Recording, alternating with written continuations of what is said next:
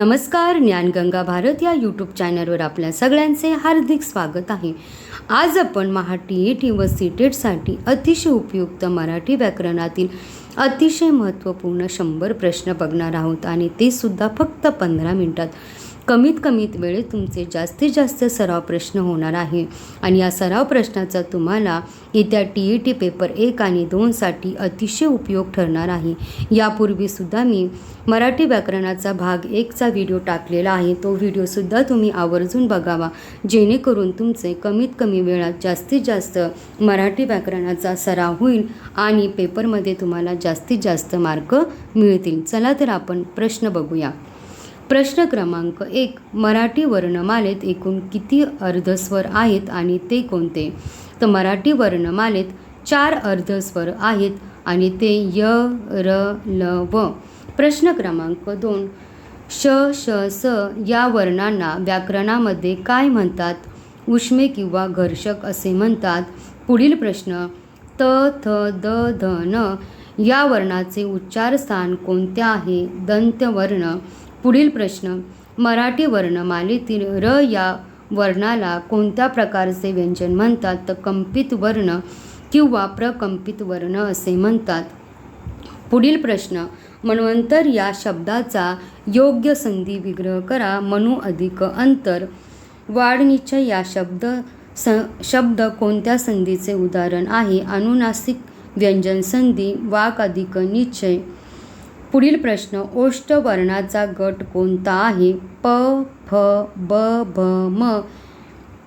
पुढील प्रश्न. ॲ आणि ऑ या स्वरांना मराठीत काय म्हणतात? तर इंग्रजीतून आलेले आगत स्वर किंवा संवृत्त स्वर असे म्हणतात.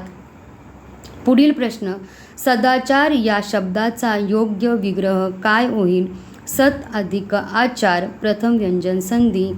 पुढील प्रश्न. दुष्काळ या शब्दाची संधी ओळखा. विसर्ग संधी. दु अधिक काळ.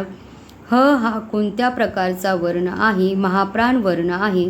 अनुनासिकांना दुसऱ्या कोणत्या नावाने ओळखले जाते? परस्वर वर्ण असे म्हणतात. पुढील प्रश्न. वर्णमालेतील एकूण 34 व्यंजनापैकी अल्पप्राण व्यंजनाची संख्या किती आहे? 20 आहे.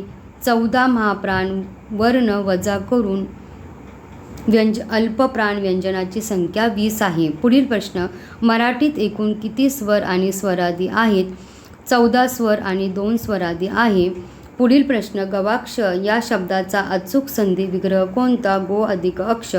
2 स्वर एकत्र येऊन तयार होणाऱ्या स्वराला काय म्हणतात? संयुक्त स्वर. उदाहरणार्थ ए, ऐ, ओ, औ. पुढील प्रश्न. आमचे वडील म्हणजे जणू जमदग्नीच या वाक्यातील जमदग्नी हे काय आहे? सामान्य नाम आहे. विशेष नामाचा सामान्य नामासारखा वापर झालेला आहे. पुढील प्रश्न. मराठीत मूळ सर्वनामे एकूण किती आहेत? तर 9 सर्वनामे आहेत. जो करेल तो भरेल या वाक्यातील जो तो कोणत्या प्रकारची सर्वनामे आहेत? तर संबंधी सर्वनामे आहे. स्वतः हे सर्वनाम कोणत्या प्रकारात मोडते? तर आत्मवाचक सर्वनामात मोडते. पुढील प्रश्न. द्विगुणित हे कोणत्या प्रकारचे संख्या विशेषण आहे? आवृत्तीवाचक संख्या विशेषण आहे. पुष्कळ लोक यातील पुष्कळ हे कोणत्या प्रकारचे विशेषण आहे? निश्चित संख्या विशेषण. लबाड मुलगा यातील लबाड हे कोणते विशेषण आहे? गुण विशेषण आहे. नामापूर्वी येणाऱ्या विशेषणाला काय म्हणतात? अधिविशेषण किंवा पूर्वविशेषण असे म्हणतात. पुढील प्रश्न. शहाणपण हे नाम कोणत्या नामापासून तयार झाले आहे? शहाणा या विशेषणापासून बनलेला भाववाचक नाम आहे. कोण आहे रे तिकडे या वाक्यातील कोण हे कोणते सर्वनाम आहे? प्रश्नार्थक सर्वनाम. धातुसाधित नाम म्हणजे काय? धातूला प्रत्यय लागून नामाचे काम करणाऱ्या शब्दाला. उदाहरणार्थ त्यांचे बोलणे गोड आहे. पांढरे स्वच्छ दात यातील स्वच्छ हे काय आहे? विशेषणाचे विशेषण प्रविशेषण आहे. पुढील प्रश्न. समुद्र हे कोणत्या प्रकारचे नाम आहे? सामान्य नाम आहे. हिमालय हे कोणत्या प्रकारचे नाम आहे? विशेषण नाम. आम्ही हे कोणत्या पुरुषवाचक सर्वनामाचे उदाहरण आहे? प्रथम पुरुषवाचक अनेकवचन. हा, ही, हे, तो, ती, ते ही कोणती सर्वनामे आहे? दर्शक सर्वनामे आहेत. क्रियाविशेषण हे कोणत्या प्रकारचे शब्दात मोडते? विकारी शब्द वाक्यात बदलणारे क्रियाविशेषण अव्यय वेगळे असते. नवलाई या शब्दाचा प्रकार ओळखा. भाववाचक नाम. काळा घोडा यातील काळा हे कोणते विशेषण आहे? गुण विशेषण आहे. शिक्षकांनी विद्यार्थ्याला व्याकरण शिकवले या वाक्यातील क्रियापदाचा प्रकार कोणता? द्विकर्मिक क्रियापद. पुढील प्रश्न. मला आता थोडे चालवते या वाक्यातील क्रियापद ओळखा. शक्य क्रियापद. गडगडते, सांजावले ही कोणत्या प्रकारची क्रियापदे आहेत? भावकृतक अकृतक क्रियापद आहे. मुलांनो शांत बसा या वाक्यातील क्रियापदाचा अर्थ ओळखा. आज्ञार्थ क्रियापद आहे. जर तरच्या वाक्यामध्ये क्रियापदाचा कोणता अर्थ असतो? संकेतार्थ क्रियापदाचा अर्थ असतो. पुढील प्रश्न. विद्यार्थी क्रियापदाचा मुख्य प्रत्यय कोणता असतो? वा, वी, उ, वे. उदाहरणार्थ करावे, जावे. पुढील प्रश्न. मी चित्रपट पाहत असे हा कोणता काळ आहे? रीती भूतकाळ. सूर्य पूर्वेला उगवतो हा कोणता काळ आहे? साधा वर्तमान काळ. त्रिकाल बाधित सत्य. तो नुकताच घरी आला आहे हा कोणता काळ आहे? पूर्ण वर्तमान काळ. पुढील प्रश्न. धातुसाधित आणि सहाय्यक क्रियापद मिळून काय तयार होते? संयुक्त क्रियापद तयार होते. प्रथम टाळी वाजली आणि दिवा विझला यातील विझला हे कोणते क्रियापद आहे? अकर्मक क्रियापद आहे. उठा या धातूचे आज्ञार्थी रूप काय होईल? उठा. पुढील प्रश्न. तो गृहस्थ लोकांवर अधिकार गाजवून पाहतो यातील गाजवून पाहतो हे काय आहे? साधित क्रियापद आहे. पुढील प्रश्न. ला आख्यात कोणत्या काळाचा बोध करून देतो? तो भूतकाळ. उदाहरणार्थ तो आला. पुढील प्रश्न. ई आख्यात वरून कोणता काळ समजतो? रीती भूतकाळ समजतो. पुढील प्रश्न. सुसर या शब्दाचे लिंग ओळखा. स्त्रीलिंगी ती सुसर. पुढील प्रश्न. तीळ या शब्दाचे अनेकवचन काय होईल? तीळ. अनेकवचन बदलत नाही. तीळचं तीळच असेल. पुढील प्रश्न. तृतीया विभक्तीचे मुख्य कारकार्थ कोणते आहे? कारण, साधन. सलाते, सलानाते हे कोणत्या विभक्तीचे प्रत्यय आहे? द्वितीया आणि चतुर्थी. मुलांनी या शब्दाची विभक्ती ओळखा. तृतीया प्रत्ययनी. घर या शब्दाचे सामान्य रूप काय होईल? घरा किंवा घरात.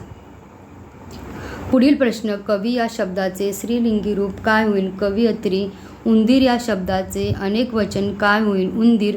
पंचमी विभक्तीचा मुख्य कारकार्थ काय असतो? अपादान, वियोग किंवा दुरावा. पुढील प्रश्न. झाडावरून आंबा पडला या वाक्यातील झाडावरूनची विभक्ती कोणती? पंचमी. ऊन, ऊन या अर्थाने. पुढील प्रश्न. विद्वान या शब्दाचे स्त्रीलिंगी रूप काय होईल? विदुषी. वाळू या शब्दाचे वचन बदला. वाळू एकवचन व अनेकवचन सारखेच आहे. ने, एशी हे प्रत्यय कोणत्या विभक्तीचे आहेत? तृतीया एकवचन. संबोधन विभक्तीचा प्रत्यय अनेक वचनात काय असतो? नो. उदाहरणार्थ मुलांनो. पुढील प्रश्न. षष्ठी विभक्तीचा कारकार्थ काय मानतात? संबंध. व्याकरणात कारकार्थ मानत नाही, उपपदार्थ मानतात.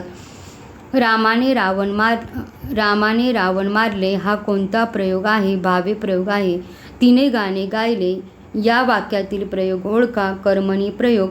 ज्या प्रयोगात कर्ता आणि कर्माला प्रत्यय नसतो तो कोणता प्रयोग असतो? कर्तरी प्रयोग असतो.